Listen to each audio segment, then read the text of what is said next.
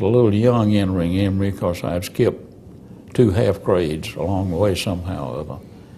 And I came to Emory in 36. To college, right? College, Emory College. Had no money. Worked the summer before I went into Emory for a gentleman named Gershon, who was one of the finest people I ever met in my life. And I lived in his home that summer. I entered Emory with about enough money to pay, I think, for the first quarter, first semester. And somehow or other, Dean Edgar Johnston took a liking to me, for which I'm eternally grateful. And he let me become his paper grader. And I'd worked down in the basement of the old Fishburne building. What are some of your recollections at the time of the law school? Hopefully something with either fun or music or whatever. You told me one of those over the phone. I don't remember, but... About the guy in the window? Yeah, Jimmy Rudder. That was a fantastic episode when we waited and waited for Dean Hilke to come in, but he had his green eye shade on and he was reading some Western novel or some novel in his office, and he lost track of time. Jimmy decided he was going to leave class because it was already 10 minutes after the hour and nobody had shown up to teach the class.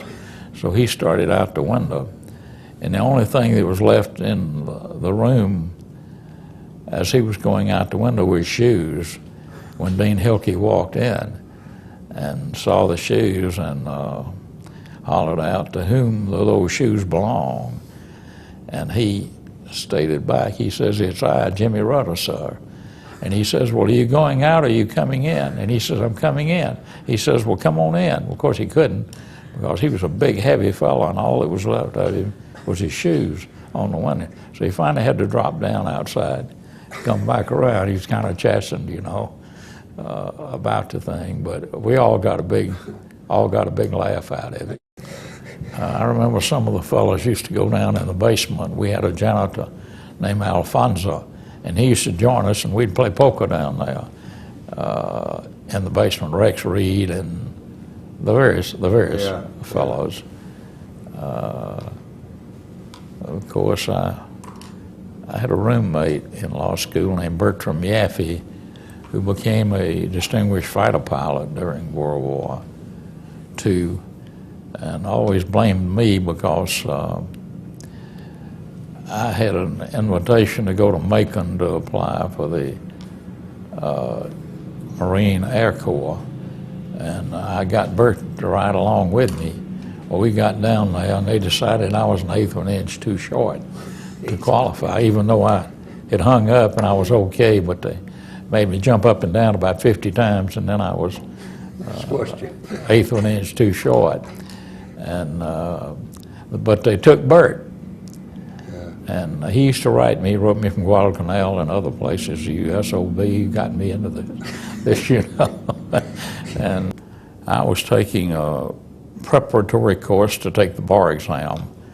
It was called the Fenster course, and it was held on about the second or third floor of a building at 10th and Peachtree Street. I recall a commotion out in the street. There was a lot of noise, and I leaned out the window to see what it was, and there were a lot of young men running and everything, and I said, "What's going on?" And they said, "Well, Pearl Harbor was just attacked, and we're reporting for duty of this, that, and the other." I went in with a fellow named Martin Hirschberg, and I remember we took some preliminary tests to determine what our suitability was for the service, and they decided for some reason that I had good aptitude. I guess I had good ears. They decided I had good aptitude for radio school. So they sent me to Miami Beach, where I had my basic training. And from there, we got on a train, and they took us to Scottsville, Illinois, where I spent about 2 years. I was surprised when the class graduated, but I was named the instructor and was not sent out with the rest of the guys for active duty. And I instructed at Scott Field for about a year and a half, I think. And during that time, a person dressed in civilian clothes called me up to the day room and he says, Katz, I've noticed you had legal training and you speak German. I said, well, I took German as my language in school. He said, well, we want you. And I said, well, who is we? And he said, well, we're with the counterintelligence corps and we think you would make a good counterintelligence agent. And I said, well, do I have to drop behind enemy lines and try and assassinate Hitler? And he said, no, that's not quite what we have in mind, but it's not totally devoid of danger, but you'll be in touch with troops most of the time. And I said, I'll take it, because the alternative was a flexible gunnery school, which didn't sound too appetizing. I remember one time they had a bunch of people dressed as SS troops that chased us about 8 miles. Me and a sergeant named Sirocco through the woods, snow, everything under the way. And we had been warned not to get on a certain bridge over one of the rivers. I don't know if it was a Monongahela or what it was, but I was in pretty good shape at that time. And I decided that I was going to show them all up by swinging on the rungs under the bridge, across the bridge. And so I grabbed those rungs and I was swinging under the bridge on those rungs when they spotted me with a big flare, and they set off a big blast on the bridge and blew me down about 50 feet into the water below, which I didn't know what was happening. I just knew that it was happening. And it got over with, but we just kept on running and they never caught us.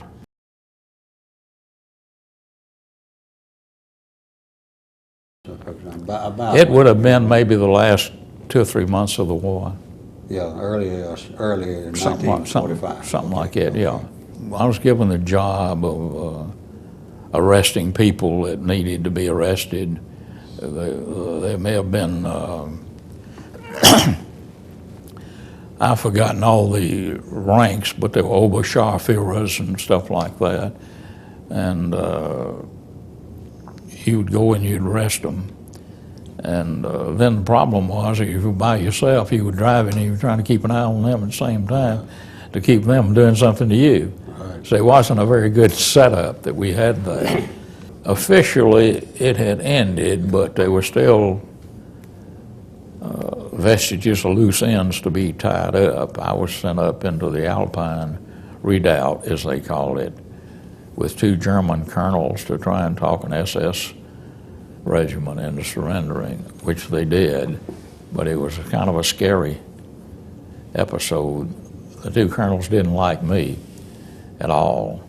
And you said the only American? I was the only American with them. But that particular episode, these colonels might have been trying to scare me. I don't know. We got way away from civilization. And they said, we're going to round the corner and talk to these SS troops. And they're either going to agree to something or they're going to come around that bend. And they described what they were going to do to me. And I was quite nervous for... Were the 2 colonels SS types? Or? No, they were German professional soldier colonels whom Patton liked that kind of guy. He treated them with great respect in Munich. And they had run the place. They were just as powerful as American officers over there. I remember I was down at Lofa one time when I was riding along the road, and I saw a German officer and his sergeant going down the road. So I stopped and I gave him a lift. This fella only spoke to me through his sergeant. Finally, the sergeant reached in his knapsack or whatever he had and pulled out the material on this officer. It turned out he was a leading German war ace, He was from a town not too far from Lofa, Austria. He had shot down over 100 Allied planes. There were pictures of him riding with Hitler down Unter den Linden in Berlin, and many times he'd turned down command posts to go up because he wanted to stay as a pilot and shoot down the. He had a great contempt for the American pilots. He'd shot down numerous American pilots. His body was a mass of scars. He had rammed planes. He had been shot so many times, it was incredible. And there was only one thing that lingered in his mind. The war had ended too soon. He wanted to continue fighting and fighting and fighting to the death. So I finally had all I could take of this guy. And so I told him to get out of the Jeep, and I let him walk the rest of the way to where they were going. Because this was one bad man, one real bad man, and I couldn't handle him. I remember one episode where we caught 3 German death camp, they call them Totenkopf,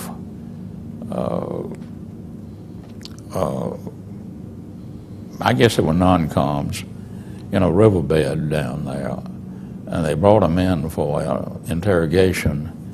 I was given the job of interrogating them along with a fellow named Tom Herman, who was a professor of languages in Frankfurt, but who was a real frail guy. Only weighed about 129 pounds, and he was about, maybe 5'10", 6 foot tall. He got very angry with one of those Totenkopf SS guys, and he got up from the table next to me, and he said, "You're not so brave now that you're not in charge." And he swung a roundhouse as hard as he could, and he hit this guy right snap on the chin. The fellow didn't move an inch. He just stared at him with a look that said, "If you and I ever met in a dark alley, it would be very pleasurable to me." And Tom realized that he had overstepped his bounds, that he was dealing with some pretty rough characters. So he came back around the table and he said to me, "You take over, I'm out of this." That's on you, right? And we sent him up to Nuremberg to be tried. What they did with him, I don't know.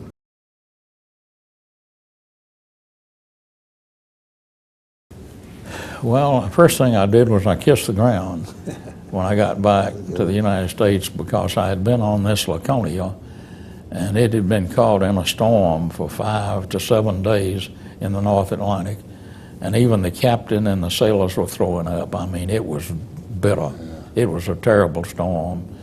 I was sick. They were throwing seasick pills down my throat, and I was kicking them back up as fast as they threw them down. And I remember years later, I'd gone to a Gator Bowl game down in Jacksonville with a fellow named Claude Ross, who was a very well-known trial lawyer in Atlanta from Eastman, Georgia. And Claude had been an infantry captain in World War II. And he was telling me about this dreadful voyage he had had on a ship coming back from Antwerp, Belgium, to the States. And he was telling me about it, and I said, "What was the name of that ship?" And he says, "The SS Laconia." And I said, "Oh my God, we were on the same ship at the same time," and we realized really we were.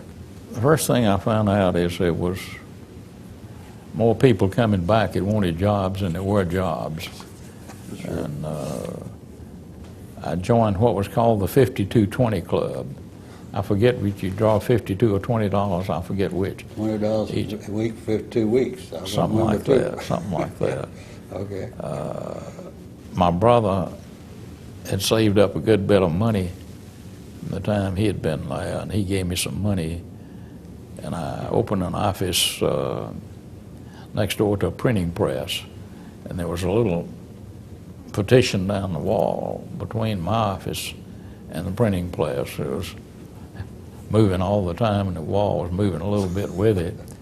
And after about 4 months, I didn't need to go and collect the 5220. Not too long after that, an attorney named I.T. Cohen, who had a big practice there, he was general counsel for ASCAP, asked me to help him with the non-ASCAP legal matters that he had, and I was glad to do it.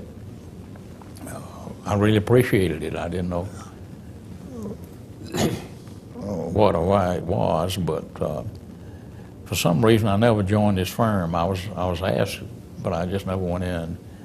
And one of the first cases I had was a case involving the Holdfast Rubber Company at the airport.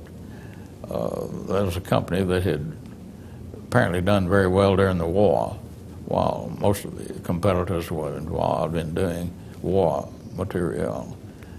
And they sent me up to Chicago, or I went up to Chicago to take some depositions to prove that there was some shenanigans going on. And sure enough, there was some real heavy shenanigans going on. And I exposed those. It later developed that we recovered back all of the assets that had been filtered out, pilfered from the stockholders. And I was asked to go to the barber shop where Mr. I.M. Weinstein was having his tonsorial splendor or whatever. And I went up there and he said, well, tell me about it. I said, we did pretty well. You know, we got everything back. And he says, well, I want to reward you. I'm going to give you $25,000. You can either have it in stock or you can have it in money. And I said, well, I don't know anything about stock. I'm a plain Southern boy, never had anything. I'd rather have the money. He said, all right. So I took the money, but the stock would have been worth millions of dollars later. How do you think your military service is? How do you think it affected your later life? Did it affect it in any way? Or? Well, I think it taught me to not overly anticipate anything, but just to gut it out, whatever it was, and take it as it comes. And to that extent, I think it was all right. I'll never date the NCO's girlfriend again, though, after the experience I had with that at Scott Field. And I think all in all, it was good for me.